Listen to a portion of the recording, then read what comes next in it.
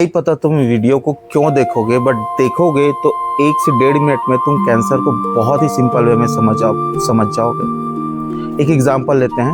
एक पागल आदमी और कैंसर में बहुत सारी सिमिलरिटी होती है। अच्छा, आप मुझे ये बताइए कि एक आदमी पागल क्यों होता है? 3-4 मेन रीज़न हो सकते हैं। या तो बहुत ज़्यादा इमोशनल ब्रेकडाउन है, या बहुत ज़्यादा एंजाइटी है चाहे करियर को लेके, या एक होता है कि बहुत ज़्यादा नशा कर रहा है जिससे उसका ब्रेन बार बार अब फ्लो कर रहा है उसके थॉट। ये 3-4 बेसिक रीज़न होते हैं पागल होने के। अब पागल आदमी करता क्या है?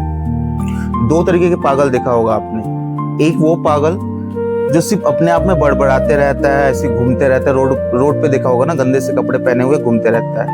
दूसरा वो पागल होता है जो आउट ऑफ कंट्रोल हो जाता है, अब्यूजिव होता है, लोगों को डैमेज करता है, कुछ भी कर देता है।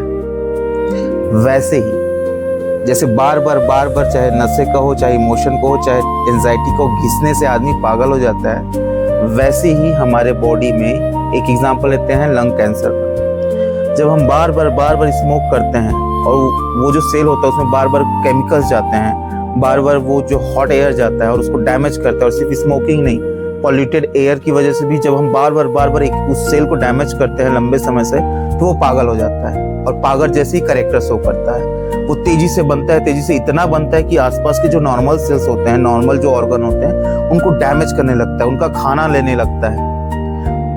और जैसे पागल 2 टाइप के होते हैं, वैसे ही कैंसर बेसिकली 2 टाइप के होते हैं। एक होता है बिनाइन, ऐसा कैंसर जो बना और एक ही जगह पे रह गया।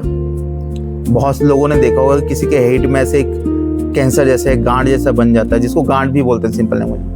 तो वो उतना डैमेज नहीं करता बॉडी को, हम उसको सर्जरी के थ्रू बाहर कर सकते हैं। दूसरा होता है बिनाइन, जैसे एक पागल, पहला पागल चुप रहता था, दूसरा पागल जो डैमेज कर रहा है सबको, उसको हम बोलते हैं मैलिग्नेंट। मैलिग्नेंट कैंसर को बोलते हैं जो बॉडी में फैलता है बहुत तेजी से, सुना भी होगा आपने। तो जब वो बॉडी में तेजी से फैलता है तो हर एक ऑर्गन को डैमेज करने लग जाता है। तो ये है सिंपल सा कैंसर। और कैंसर देखो सिर्फ लंग्स का ऐसा नहीं है, हमारी आजकल सबसे ज़्यादा एज अ डॉक्टर मुझे पता है कि हॉस्पिटल में सबसे ज़्यादा कैंसर के केसेस आ रहे हैं स्टमक कैंसर के। क्योंकि हमारा डाइट, खासकर फास्ट फूड, ये पता है आपको बट आप ध्यान नहीं दे रहे हो, फास्ट फूड और ये पैकेट फूड जिसमें प्रिजर्वेटिव होते हैं, पूरा केमिकल होता है, अनकुक्ड होता है और ऐसे डैमेज करता है ना आपके गट्स को। और दिक्कत ये रहता है ना कि हमारा बॉडी अगर हम कुछ खा रहे हैं या कुछ ले रहे हैं तो इंस्टेंट रिजल्ट नहीं दिखाता। वो 5 साल, 10 साल, 15 साल लग सकता है, लेकिन एक न एक दिन वो अपना रिजल्ट दिखाएगा।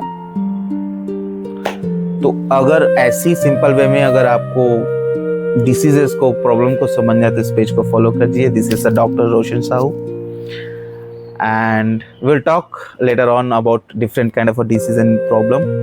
So I would say अपना ख्याल रखिए, अपनों का ख्याल रखिए और अपने हेल्थ का ख्याल रखिए।